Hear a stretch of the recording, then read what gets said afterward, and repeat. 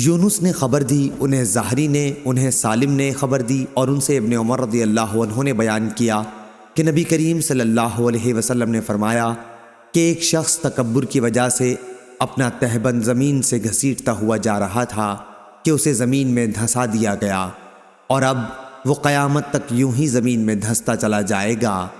یونس کے ساتھ اس حدیث کو عبد الرحمن بن خالد نے بھی زہری سے روایت کیا ہے۔ صحیح بخاری حدیث نمبر 3485۔ انسان اپنے عیبوں پر نگاہ رکھے،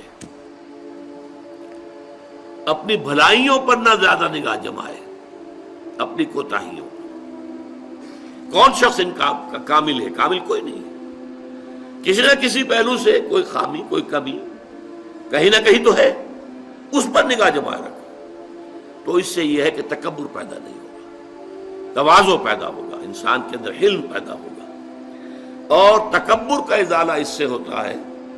انسان اس کائنات کی وسعتوں کا، اس کی پہنائیوں کا ذرا تصور کرے، اس پوری کائنات میں میری حیثیت کیا ہے؟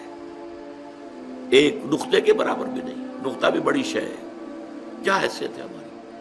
اور اس کے لیے وہ جو میں نے ابھی آپ کو تمثیل سنائی، اِنَّكَ لَن تَخْرِقَ الْأَرْضَ وَلَن تَبْلُغَ الْجِبَالَ طُولًا، کتنا ہی زمین پہ پاؤں پٹک پٹک کر چلو، تم ہماری زمین کو پھاڑ نہیں سکتے، اور کتنا ہی گردنوں کو اکڑا لو، اور کتنے ہی ان پر ترے اور چڑھا لو، تم ہمارے پہاڑوں کے برابر نہیں ہو سکتے۔ تو یہ در حقیقت اپنی جو بھی کمی ہے، اپنے آپ کو انسان سمجھے کہ میں بہت حقیر انسان ہوں، اس کائنات کے اندر میری حیثیت کیا ہے؟